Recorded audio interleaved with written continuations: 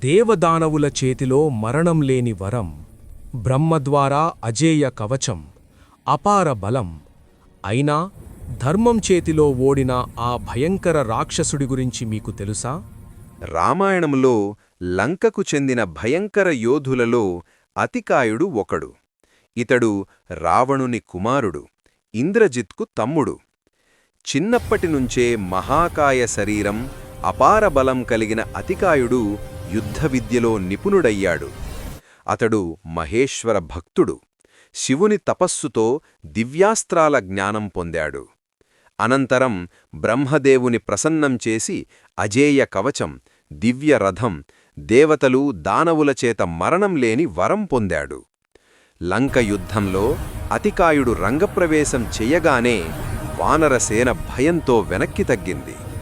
పర్వతంలాంటి రూపంతో అతడు రథంపై నిలబడి వదిలే బాణాలు గగనాన్ని చీల్చాయి. వానరులు తన మీద దాడికి ఉపయోగించిన చెట్లు, రాళ్లను భస్మం చేశాడు. ఈ దృశ్యం చూసి శ్రీరాముడు ఇతడు ఎవరు అని అడగగా విభీషణుడు బ్రహ్మవరాలతో అజేయుడైన అతికాయుడు అని పరిచయం చేస్తాడు. చివరికి లక్ష్మణుడు అతికయుడితో యుద్ధానికి దిగాడు. ఘోర బాణయుద్ధంలో లక్ష్మణుని అస్త్రాలు బ్రహ్మకవచాన్ని ఛేదించలేకపోయాయి. అప్పుడు వాయుదేవుడు బ్రహ్మాస్త్రమే ఇతనిపై పనిచేస్తుంది అని సూచించాడు.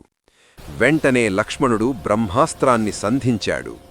ఆ దివ్య బాణం అతికాయుడి కవచాన్ని ఛేదించి అతని శిరస్సును కోసివేసింది.